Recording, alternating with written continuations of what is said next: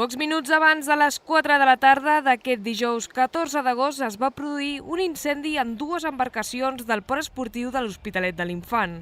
Com a conseqüència va cremar completament una de les barques que tenia l'amarratge trencat i es va acabar enfonsant, i l'altra va quedar parcialment afectada.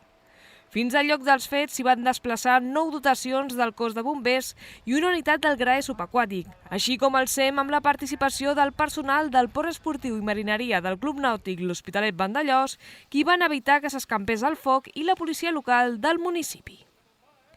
Els bombers van controlar el foc a les barques amb l'obertura de línies d'aigua i escuma i van extingir l'incendi a les 7 de la tarda.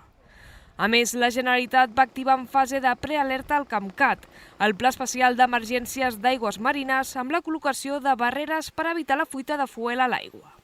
El succés va provocar una columna de fum visible des d'una bona part de la població. Les causes de l'incendi de l'embarcació, que arribava d'un trajecte procedent d'Eivissa, encara estan per determinar.